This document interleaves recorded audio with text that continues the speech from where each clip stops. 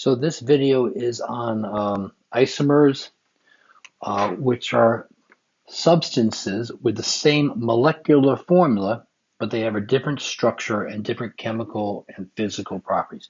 Remember this prefix isomer. Things that have the prefix iso usually have some things in common, but there are also some differences, right? So isotopes have the same atomic number, but different masses, right? Isomers have the same molecular formula, but different structure and different chemical and physical properties. We saw this in the video on alkanes, right? So this straight chain of 6 carbons would be called N-hexane, and its molecular formula would just be, C6H2N plus 2, so 2 times 6 plus 2, 14, and that's N-hexane. This compound has a longest chain is 5 carbons long, so it's a pentane, right? But it's got that 1 carbon branch on it, and it's on the second carbon. So this would be like 2-methyl pentane. But you count up the hydrogen on these two things, okay? Both of them have 6 carbons, and both of them have 14 hydrogens.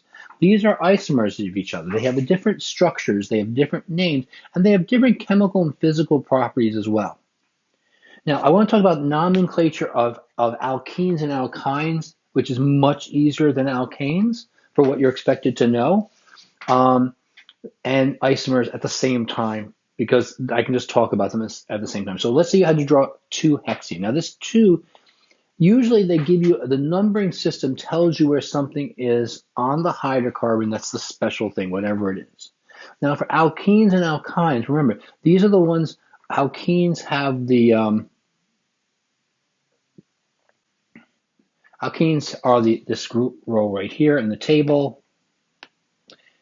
They have the double bond somewhere, and the double bond can't be on a carbon. It has to be between carbons. So if the double bond was here, we'd say it was 1-hexene. If it's here, 3.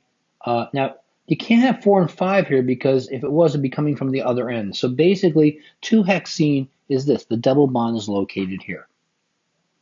An isomer of 2-hexene would be, let's say, 1-hexene.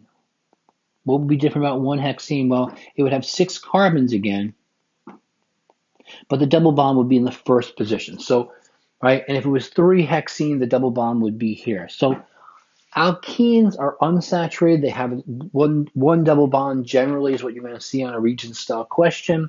And the number tells you where the double bond is essentially located.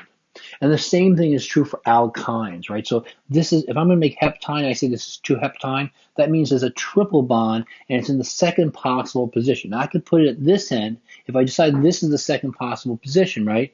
If I want to do, let's say, 1-heptine, right? Now, remember, these guys have a different form. This is C7H2N minus 2, so this would have 12 hydrogens on it, right? If I wanted to do 1-heptine, it would also be C7H12, but you'd have the 7 carbons, 3, 4, 5, 6, 7, and the triple bond would be in the first position, which would be, I could put it on this end or that end, it really doesn't matter, and then I could put all my hydrogens in. But the idea is that both these guys have the same exact molecular formula, but the triple bond is located in a different spot, so the structure is different, okay?